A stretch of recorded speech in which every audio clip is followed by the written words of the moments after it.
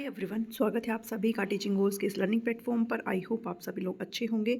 Estate की series यहाँ पर चली हुई है और आज जो आपकी क्लास है वो सीडीपी की रहने वाली है। कल हमने कोलबर्ग की मॉरल डेवलपमेंट थ्योरी को पढ़ा था और आज इसके प्रैक्टिस क्वेश्चंस यहाँ पर डिस्कस करने जा रहे हैं। मैं आपके साथ सीडीपी ऐसे ही कवर कर रही हूँ। पहले मैं आपके साथ टॉपिक कवर कर रही हूँ और उसके जस्ट बाद उस टॉपिक से रिलेटेड एमसीक्यूज़ को कर रहे हैं ताकि हमें कोई भी दिक्कत ना हो इस टॉपिक को समझने में। इन क्वेश्चंस को अगर आप अच्छे से कर पाते हैं मतलब आपके जो कॉन्सेप्ट लेवल है वो आपका काफ़ी अच्छा स्ट्रॉन्ग है, ठीक है। और अगर एक आधे क्वेश्चन गलत भी होते हैं तो इसमें कुछ डरने वाली बात नहीं है। आप आप ऐसे जैसे क्वेश्चन बनाते रहेंगे, प्रैक्टिस करते रहेंगे तो आपका जो कॉन्सेप्ट है वो और भी अच्छे तरीके से निखर के आएगा।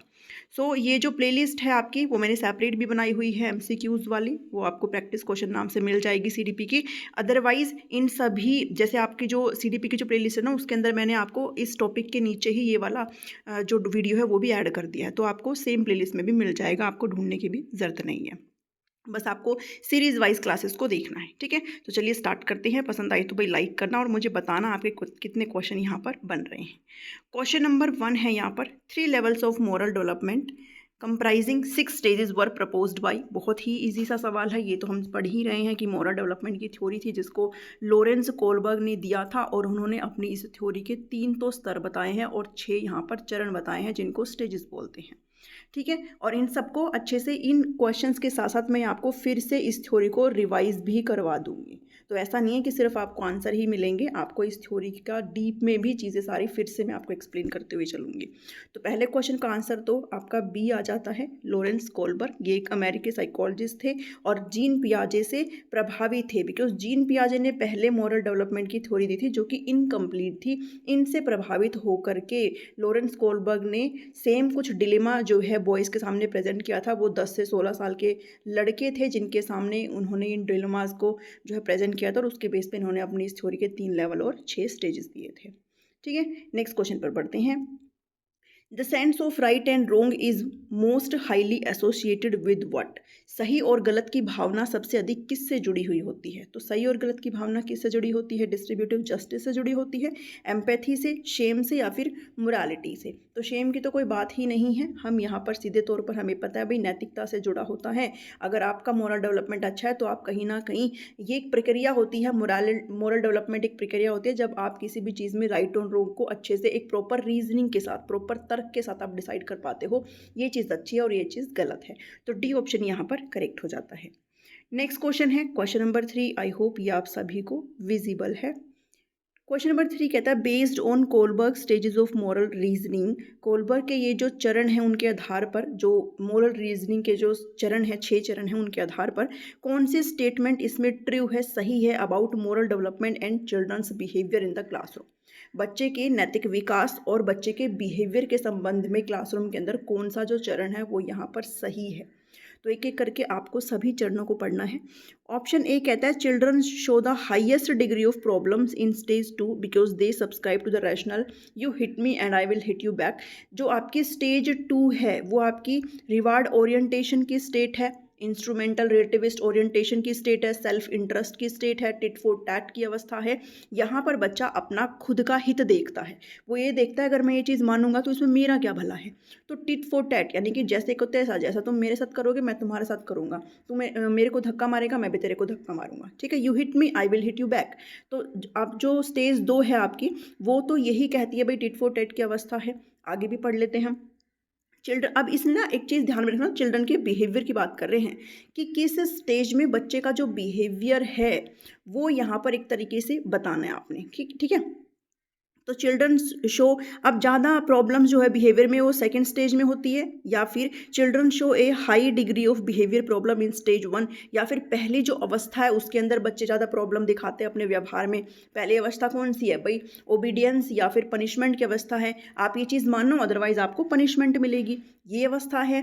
या फिर children show the highest degree of problem behaviour in stage 4 because they feel that rules are unimportant.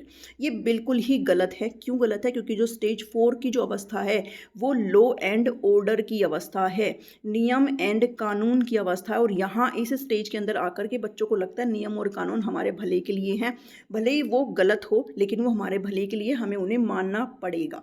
तो अनइम्पोर्टेंट तो बिल्कुल भी नहीं कह सकते हो, ठीक है। तो रूल्स को कह रहा है स्टेज 4 के अंदर इंपॉर्टेंट है, बिल्कुल भी नहीं। इस स्टेज के बच्चे जो है वो लॉ एंड ऑर्डर को स्ट्रिक्टली फॉलो करते हैं। No relationship has been found between moral stages and children's behaviour in the classroom because they are independent. ये भी बिल्कुल गलत बात है, दोनों इंडिपेंडेंट नहीं होते। आपकी मोरालिटी कैसी है, इस बेस पे आपका जो बिहेवियर है वो कहीं ना कहीं प्रभावित होता है, तो ये भी बिल्कुल गलत है। अब आपका आंसर जो है या तो ए हो सकता है या फिर बी हो सकता है। तो देखो आपका आंसर जो है ना वो ए है। ए क्यों है, बी क्यों नहीं है? बी इसलिए नहीं है कि कह रहा है कि स्टेज 1 में आप बच्चों के अंदर काफ़ी बिहेवियर प्रॉब्लम है। बच्चों के अंदर बिहेवियर प्रॉब्लम कैसे हो सकती है? बिकॉज यहाँ पर बच्चे मानते हैं चीज़ों को, किसके डर से? दंड के डर से, पिटाई के डर से बच्चे जो है चीज़ों को मानते हैं। उनके ऊपर अथॉरिटी के ऊपर, मतलब अथॉरिटी में उनके पेरेंट्स आ जाते हैं, टीचर्स आ जाते हैं, उनके ऊपर इस चीज़ का दबाव होता है कि आप ये चीज़ नहीं मानोगे तो फिर आपकी हो सकता है आपको डांट पड़ जाए। उनकी मोरालिटी इस लेवल तक की होती है। तो यहाँ पर बिहेवियर प्रॉब्लम का कोई भी सेंस नहीं है। जबकि जो आपकी ये अवस्था है कि इसमें मेरे लिए क्या फ़ायदा है, ठीक है, बच्चा इसमें क्या सोचता है, इसमें मेरा क्या हित है, मैं ये चीज़ मानूँ तो मेरा क्या हित है, वो सेल्फ रिवार्ड की जो अवस्था है वो इसलिए इसको बोला जाता है। बच्चा इसमें खुद का हित देखता है, बच्चा इसमें ईगोसेंट्रिज्म के अंदर होता है, बच्चा इसमें अहम केंद्रित होता है, वो सिर्फ अपने ही इर्द गिर्द सारी चीज़ों को देखना पसंद करता है।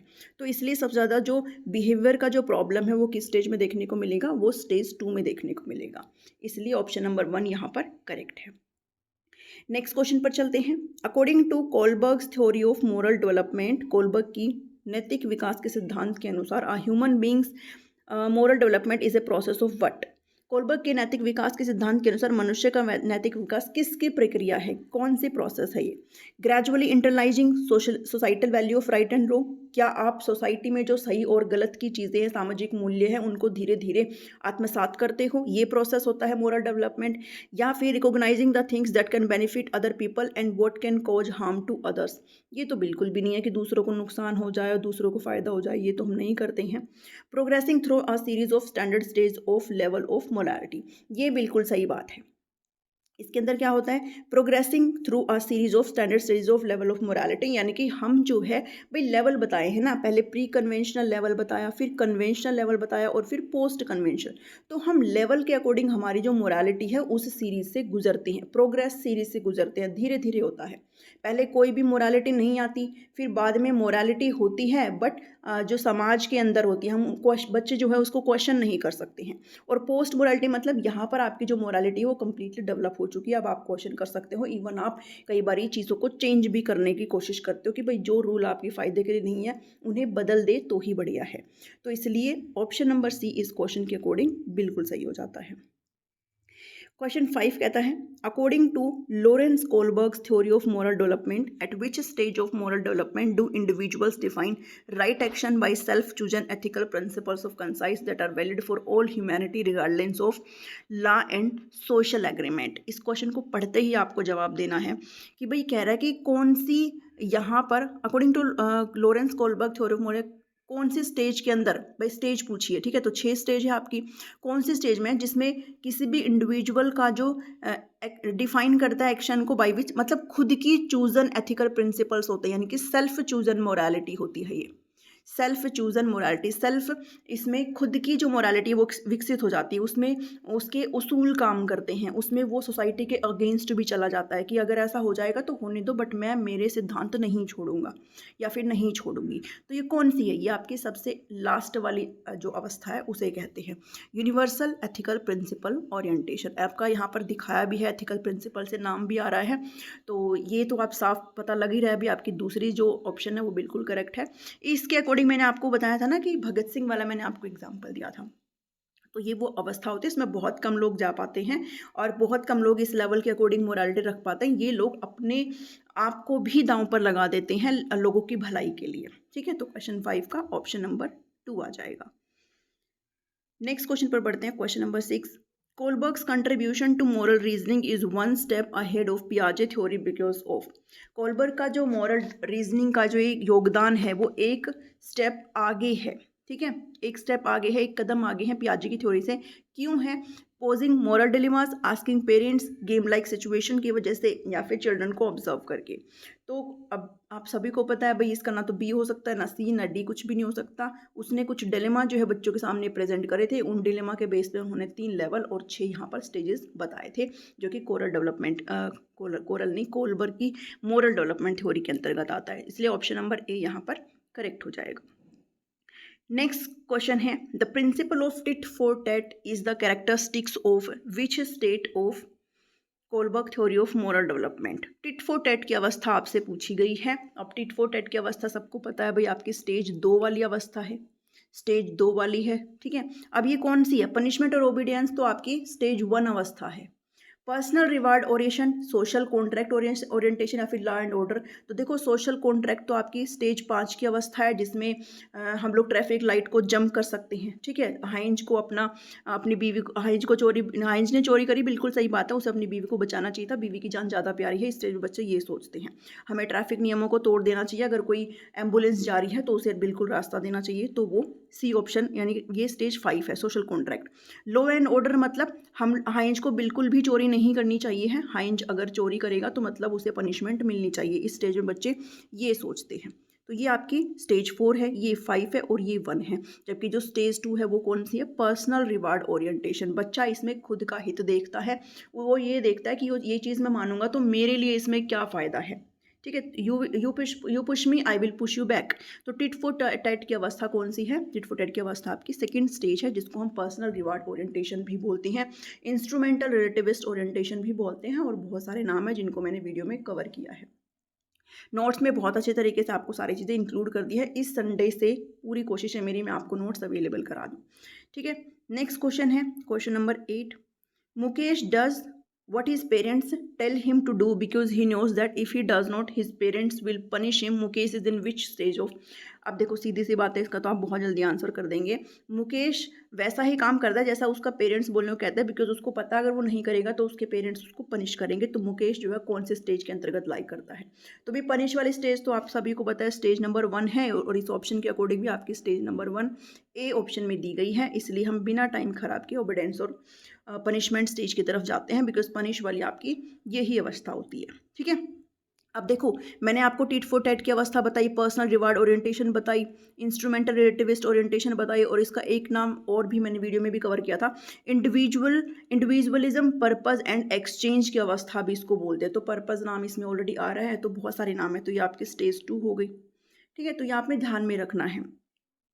चलिए नेक्स्ट चलते हैं क्वेश्चन नंबर 9 की तरफ। According to Kohlberg's theory moral reasoning depends on. Kohlberg की थ्योरी के अकॉर्डिंग मोरल जो रीजनिंग है, नैतिक जो तर्कना है, वो किस पर डिपेंड करती है? रेफरेंस पर डिपेंड करती है, या फिर एक्सटर्नल इंसेंटिव पर डिपेंड करती है, या फिर ट्रेनिंग पर डिपेंड करती है, या फिर स्टेजेस ऑफ डेवलपमेंट पर डिपेंड करती है।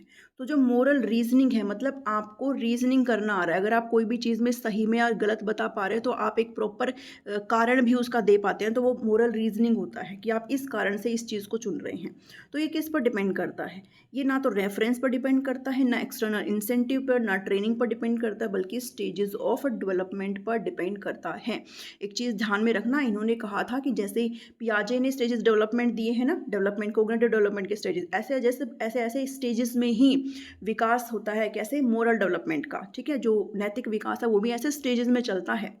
तो विकास के चरण पर ये सारी चीज़ें डिपेंड करती है, आप किस चरण पर हो उसी हिसाब से आपकी मोरल रीजनिंग हो जाती है, ठीक है। मैंने आपके साथ बताया था भाई, पहले प्री ऑपरेशनल आती है, ठीक है, फिर आपकी प्री ऑपरेशन नहीं, प्री कन्वेंशनल आती है, फिर आपकी कन्वेंशनल आती है, एंड देन आपकी कौन सी आती है?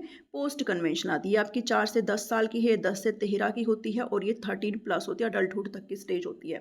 तो ऐसे स्टेज में हम सारी चीज़ें करते हैं, तब जाकर के आपकी रीजनिंग होती है। प्री कन्वेंशनल के अंदर आपकी जो मोरालिटी होती है वो कैसी होती है? थोड़ा रिवाइज कर लेते हैं। प्री कन्वेंशनल यानी कि जो पहला लेवल, उसके अंदर आपकी जो मोरालिटी होती है वो डिस्ट्रीब्यूटिव रियलिज्म होती है।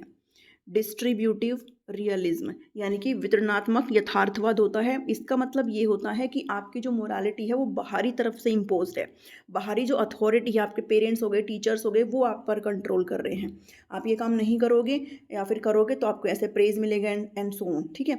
तो वो डिस्ट्रीब्यूटिव है। उसके बाद जब कन्वेंशनल की बात करते हैं तो मतलब आपकी जो मोरालिटी है वो कैसी है, आपकी जो मोरालिटी है वो मोरल रियलिज्म है। मोरल रियलिज्म मतलब इस लेवल के अंदर आपकी जो मोरालिटी है वो सोसाइटी की तरफ से इम्पोज्ड है। मतलब आपको ये इतना समझ में आ गया, आपके अंदर मोरालिटी आ गई है, लेकिन आप क्वेश्चन नहीं कर सकते। अगर आपके सामने कुछ भी गलत हो रहा है तो आप ये सोचोगे कि ये ठीक हो रहा है क्योंकि रूल ये कहता है, क्योंकि लॉ ये कहता है, सोसाइटी ये कहती है, नियम कानून ये कहता है। आप क्वेश्चनिंग नहीं कर सकते हो।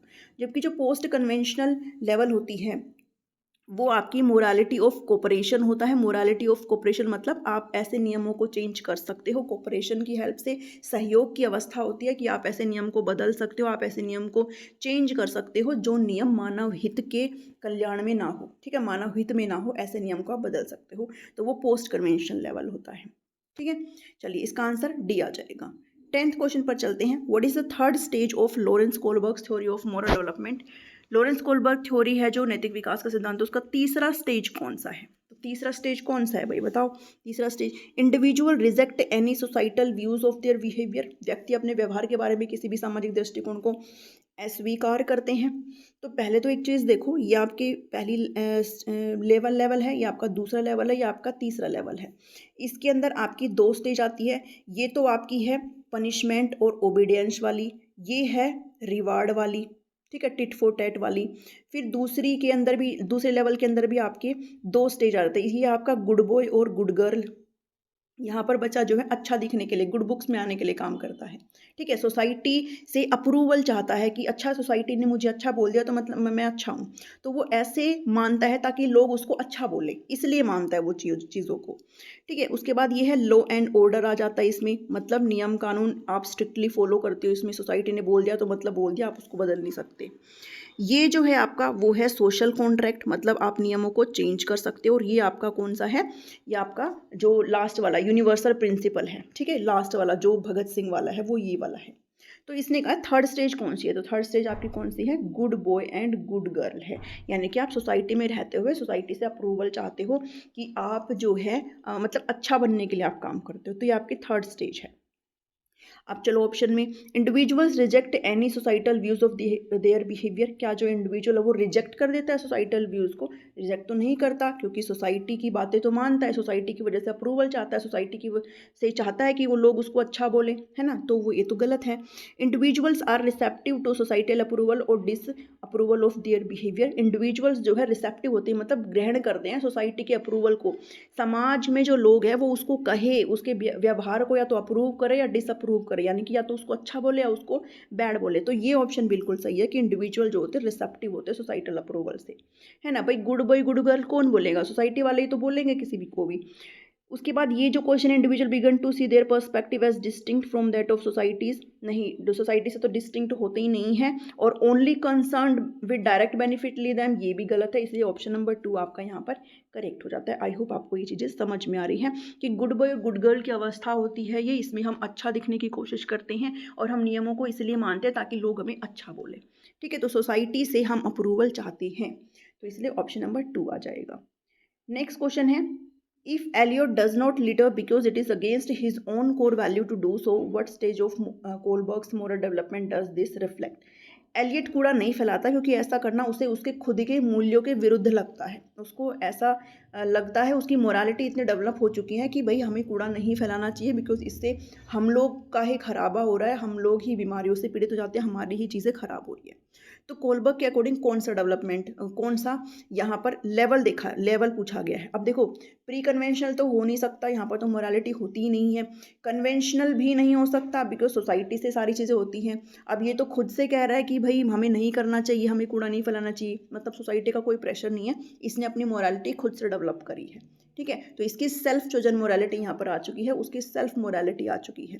तो इसलिए कौन सा लेवल जाएगा, ये पोस्ट कन्वेंशनल लेवल यहाँ पर जाएगा, ठीक है। तो उत्तर परंपरागत आपकी जो अवस्था है वो करेक्ट है। स्तर अवस्था नहीं, 11 का 4th आ जाएगा। नेक्स्ट है 12th, कहता है Sarah is about to deliver a baby, Sarah को बेबी होने वाला है। हर husband is driving her to the hospital at 80 miles per hour. उसका पति बहुत ज़्यादा स्पीड से गाड़ी चला रहा है, उसके जो बच्चे हैं वो कार में हैं उनके साथ ही। तो एक बच्चा कहता है डैडी आप बहुत फास्ट चला रहे हो, ये अगेंस्ट द लॉ है, मतलब लॉ कहता है कि आप अपनी स्पीड को मेंटेन करके रखो। तो बिली कहता है कि डैडी आप थोड़ा सा कम करिए, आप अगेंस्ट द लॉ जा रहे हो। जबकि दूसरा बच्चा है जो कि मैंडी है, वो कहता है कि इट्स राइट, ये सही है Billy, daddy has to get mummy to the hospital quickly, daddy को मम्मी को हॉस्पिटल जल्दी से क्विकली पहुंचाना है, अदरवाइज कोई भी सर्कमस्टेंसेस हो सकती हैं। तो this car is like an ambulance, ये कार जो है एम्बुलेंस की तरह है, बिकॉज एक पेशेंट है इसके अंदर, ठीक है, एक पेशेंट है इसके अंदर। तो मैंडी की जो मोरालिटी है वो किस लेवल की है? अब मैं मैंडी की मोरालिटी आपको बताती हूँ, आप मुझे बिली की मोरालिटी बताएंगे, ठीक है, क्योंकि बिली ने क्या कहा है, daddy you can't go this fast, it is against the law, against the law है। तो आप मुझे कमेंट करके बताएंगे कि बिली की मोरालिटी किस स्टेज के अंतर्गत लाई कर रही है।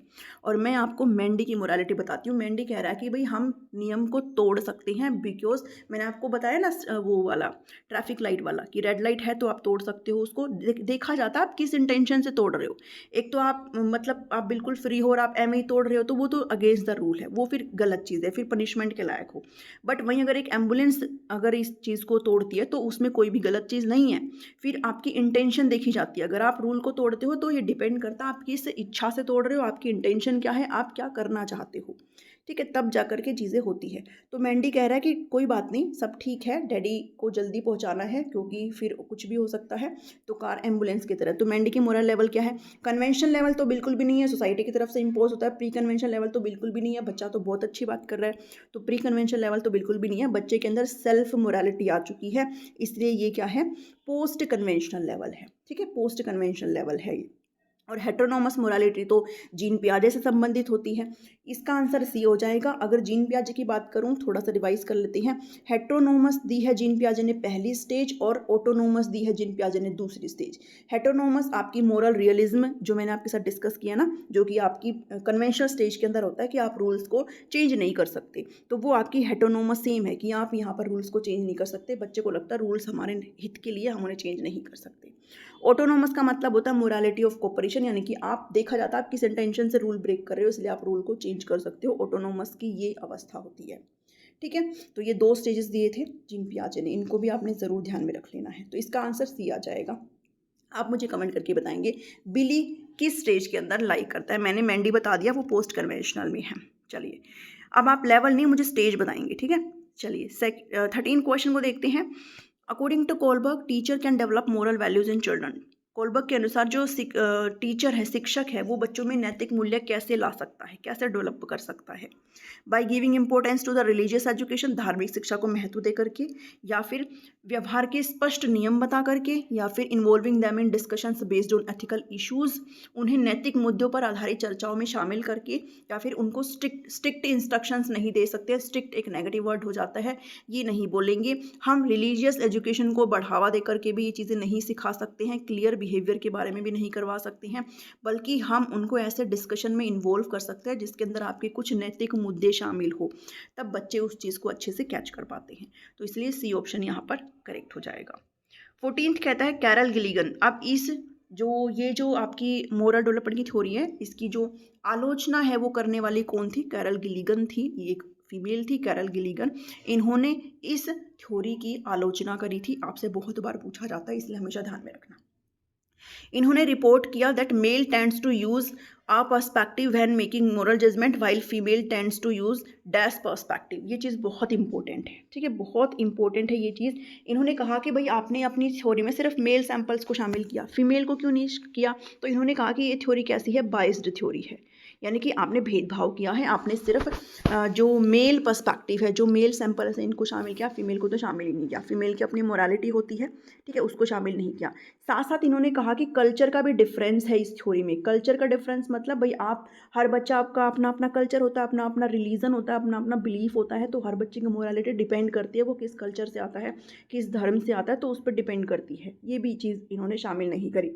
तो कैरल गिलिगन ने ये भी कहा, और कैरल गिलिगन ने कहा कि भाई ये जो थ्योरी है, ये इसमें क्या है, जो मेल का जो पर्सपेक्टिव है, मेल का जो मोरल जो सिद्धांत है, उसका आधार क्या बताया, वो जस्टिस बताया, जबकि फीमेल का केयर बताया है। यानी कि जो पुरुष हैं वो नैतिक निर्णय लेते समय किसका उपयोग करते हैं, वो कोई भी नैतिक निर्णय लेते समय जस्टिस का यानी कि न्याय का यूज़ करते हैं, जबकि जो महिलाएं हैं वो केयर यानी कि देखभाल का उपयोग करती है। तो किसी जो मेल है, मेल का जो बेस है मोरल डेवलपमेंट का वो जस्टिस और फीमेल का केयर है। मोस्ट इंपॉर्टेंट चीज़ है ये, इसको ज़रूर ध्यान में रखना। ठीक है, अगर मैंने उसमें इन्वॉल्व नहीं किया वीडियो में तो आप इस चीज़ कर सकते हो, इसलिए मैंने यहाँ क्वेश्चन में हर चीज़ इंक्लूड करने की कोशिश करी है। ऑप्शन नंबर 1 बहुत बार पूछा जाता है, मतलब क्वेश्चन बहुत बार पूछा जाता है। ऑप्शन नंबर ए आपका करेक्ट है कि जो मेल है उनका जो मोरालिटी का जो बेसिस है वो जस्टिस है, जबकि जो फीमेल है उनकी मोरालिटी का बेसिस क्या है, केयर है। चलिए 15 क्वेश्चन पर चलते हैं। How many American boys were selected to be a part of Kohlberg sample. Kohlberg ने ये जो सैंपल लिए थे वो कितने साल से, 10 से 16 साल के लड़के थे, और कितने लड़कों पर ये सारी चीज़ें इन्होंने अप्लाई करी थी, कितने लड़कों को शामिल किया था, तो ये अमेरिकी बॉयज़ थे। और इन ये 75 बॉयज, 75 यहाँ पर करेक्ट आंसर हो जाता है। 75 लड़कों के सैंपल्स लिए थे, उनसे मोरल डिलेमा के क्वेश्चन पूछे थे, हाइंस के डिफरेंट डिफरेंट क्वेश्चन उनसे पूछे, और उन्होंने जो आंसर किए उसके बेस पर इन्होंने अपनी इस थ्योरी को गढ़ा था। और साथ में इनकी एक आलोचना और की जाती है, इन्होंने कहा कि 10 से 16 साल के जो बच्चे हैं उनकी शादियां नहीं हुई होती है, तो जब शादियां ही नहीं हुई तो आप हाइंज का डिलीमा उनके साथ कैसे पेश करते हैं, कैसे पेश करके आप ये थ्योरी दे सकते हो, क्योंकि हाइंज का डिलीमा तो एक मैरिड डिलीमा है कि भाई हाइंज की एक पत्नी है, तो उनकी अपनी एक अलग चीज़ है। तो जिन बच्चों की शादी नहीं हुई है वो इस चीज़ को कैसे सोच सकते हैं, है ना। तो ये चीज़ भी शामिल करी गई क्रिटिसिज्म के अंदर कि भाई आपने जिन बच्चों पर ये चीज़ अप्लाई करी वो बच्चे मैरिड नहीं थे, तो आप बच्चे उस सिचुएशन को कैसे समझ सकते हैं, बच्चे उस सिचुएशन को नहीं समझ सकते, तो इसलिए भी इनकी आलोचना की गई थी। सो ये कुछ क्वेश्चंस थे, आई होप आपको समझ में आया होगा। ये क्वेश्चंस काफ़ी इंपॉर्टेंट है, अगर आपके ये क्वेश्चंस सारे सही हो रहे हैं मतलब आपकी जो कंटेंट पर पकड़ है वो सही जा रही है, आप ऐसे ही अपनी प्रैक्टिस करते रहिए, आप ऐसे ही क्लासेस को देखते रहिए, आपके क्वेश्चन आराम से एग्जाम में बन जाएंगे। कीप लाइकिंग, कीप शेयरिंग और सब्सक्राइब कर लीजिए चैनल को, अगर नहीं किया है तो बिल्कुल फ्री होता है सब्सक्राइब करना। मिलती हूँ नेक्स्ट वीडियो में। और ऑल्सो मैं फिर से बताती हूँ, जो प्लेलिस्ट है आप कैसे भी देख सकते हो, सीडीपी की जो प्लेलिस्ट है कंटेंट की उसके अंदर भी ये क्वेश्चंस मैं इंक्लूड कर रही हूँ, और एक अलग से भी इन प्रैक्टिस क्वेश्चंस की प्लेलिस्ट जो है बनाई हुई है, सभी का लिंक डिस्क्रिप्शन में है। ठीक है, हरियाणा जीके का भी लिंक जो है स्टडी के लिए वो डिस्क्रिप्शन में है, रीजनिंग भी, मैथ भी। इंग्लिश की क्लास मैं नहीं लूँगी, उसके लिए मैं आपको नोट्स प्रोवाइड करूँगी, और इस संडे से आपको नोट्स अवेलेबल हो जाएंगे। ठीक है, चलिए मिलती हूँ नेक्स्ट वीडियो में। Thank you, thanks for watching me.